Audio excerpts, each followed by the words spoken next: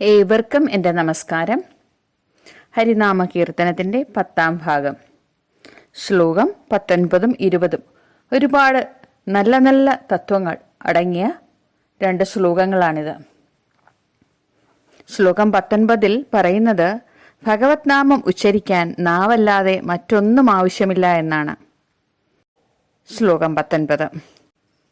ഊരിന്നു വേണ്ട ചില ഭാരങ്ങൾ വേണ്ടതിന്, നീരിന്നു വേണ്ട നിജധാരങ്ങൾ വേണ്ടതിന്, നാരായണാച്യുതഹരേ എന്നതിനൊരുവർ നാവൊന്നേ വേണ്ടു ഹരിനാരായണായ നമ. ഊര് എന്ന് വെച്ചാൽ ഇവിടെ സ്ഥാനം എന്നാണ് എഴുത്തച്ഛൻ ഉദ്ദേശിക്കുന്നത്. അതായത് ഇന്ന സ്ഥലത്തിരുന്നേ ജപിക്കാവൂ എന്നില്ല, ഇന്ന സമയത്തേ ജപിക്കാവൂ എന്നില്ല. നടക്കുമ്പോഴോ ഇരിക്കുമ്പോഴോ കിടക്കുമ്പോഴോ യാത്ര ചെയ്യുമ്പോഴോ എപ്പോൾ വേണമെങ്കിലും ഭഗവത് നാമം നമുക്ക് ഉരുവിടാവുന്നതേയുള്ളൂ. നീര് അഥവാ വെള്ളം വേണമെന്നില്ല, ഒരു പൂ പോലും വേണമെന്നില്ല. നാവ് മാത്രം മതി നാമജപത്തിന്. ഭാരങ്ങൾ എന്നുകൊണ്ട് ഉദ്ദേശിക്കുന്നത് പൂജാതി സാധനങ്ങളാണ്. അതൊന്നും തന്നെ നാമജപത്തിന് ആവശ്യമില്ല. ധാരങ്ങൾ എന്നാൽ ഭാര്യ. സാധാരണ യാഗം ചെയ്യുമ്പോൾ യജ്ഞാചാര്യന്റെ പത്നി കൂടെ വേണം എന്നൊരാചാരമുണ്ട്. എന്നാൽ നാമജപത്തിനോ ഇതിൻ്റെ ഒന്നും ആവശ്യമില്ല.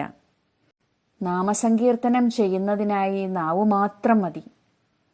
നാം ഏത് ജോലിയിൽ ഏർപ്പെടുമ്പോഴും നമ്മുടെ മനസ്സ് നാമങ്ങൾ ചൊല്ലാൻ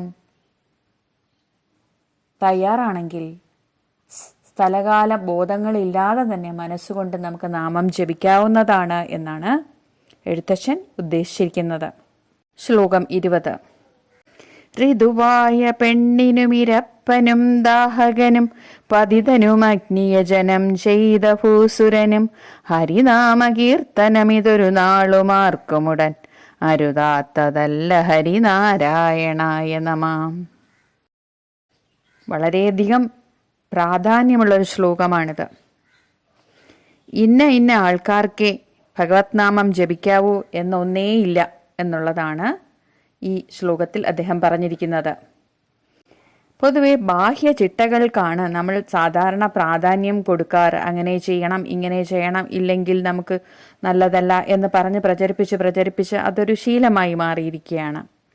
എന്നാൽ നാമജപത്തിന് ഈ ശുദ്ധ അശുദ്ധങ്ങൾ ഒന്നും തന്നെയില്ല. ഋതുവായ പെണ്ണിനും, അതായത് ആർത്തവ സമയത്തും നമുക്ക് നാമം ചൊല്ലാം. ഇരപ്പൻ എന്നാൽ അലഞ്ഞ് തിരിഞ്ഞ് നടക്കുന്ന വീടും കൂടുമില്ലാത്തവൻ, അവനും മനസ്സുണ്ടെങ്കിൽ അപ്പോൾ നാമം ജപിച്ചുകൊണ്ടിരിക്കാം. ദാഹകൻ എന്നാൽ ചുടുകാട്ടിൽ ശവദാഹം ചെയ്യുന്നവൻ, അവൻ അവിടെ നിന്ന് നാമജപം ചെയ്യാം. പതിതൻ എന്നാൽ ചില കാരണങ്ങളാൽ ഭ്രഷ്ടിന് വിധേയനായി ജീവിക്കുന്നവൻ, അവനും നാമം ഒരിക്കലും നിഷിദ്ധമല്ല. അഗ്നിയജനം ചെയ്യുന്ന ശ്രേഷ്ഠൻ, അഗ്നിയജനം ചെയ്ത് യാഗം നടത്തുമ്പോൾ സാധാരണ ബ്രാഹ്മണന്മാരാണത് ചെയ്യാറ് എന്ന് പറയപ്പെടുന്നു.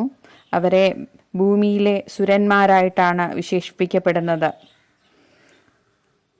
അപ്പോൾ എഴുത്തച്ഛൻ പറയുന്നത് ബ്രാഹ്മണർക്ക് മാത്രമല്ല, നാമം ആർക്കും തന്നെ നിഷിദ്ധമല്ല. ഏത് സമയത്തും നാമം ജപിക്കാം. ശുദ്ധാശുദ്ധങ്ങൾ ഒന്നും തന്നെ നാമസങ്കീർത്തനത്തിന് ബാധകമല്ല. നാമജപത്തിന് മനസ്സുണ്ടായാൽ മാത്രം മതി, നമുക്കൊരു നാവുണ്ടായാൽ മാത്രം മതി എന്നാണ് എഴുത്തച്ഛൻ ഈ ശ്ലോകത്തിൽ പറഞ്ഞിരിക്കുന്നത്. എൻ്റെ എല്ലാ വീഡിയോസും കാണുന്ന ഏവർക്കും എൻ്റെ നന്ദി പറഞ്ഞുകൊള്ളുന്നു. Please do share, like and subscribe my channel. Thank you so much for watching my video.